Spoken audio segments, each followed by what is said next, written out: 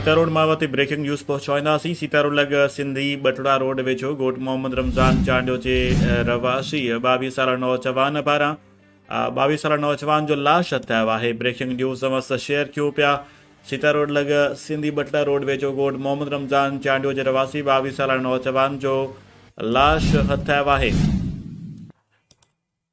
वधीक इन हवाले सां तफ़सील मालूम कंदासीं। अली रज़ा कमरानी जॉइन कयो आहे सीता रोड मां। अली रज़ा आगाह कजो, छा तफ़सील?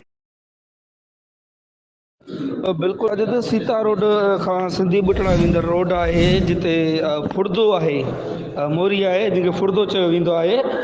उन जे भरिसां 22 साल नौजवान मोहम्मद रमज़ान चांडियो जो ॻोठु आहे, उन जो रवासी राहब अली वलद गुलाम मुस्तफ़ा चांडियो जो वण में फाहो खाधल लाश ठाहियो आहे। मां तव्हांखे ॿुधाईंदो हलां त सीता पुलिस, सिंधी बुटड़ा पुलिस जेका आहे हुते वाक़े वारे हंधि पहुची वई आहे ज़रूरी कार्रवाई लाइ, जॾहिं त हद जेका आहे सिंधी बुटड़ा जी ॿुधाई पई वञे। जी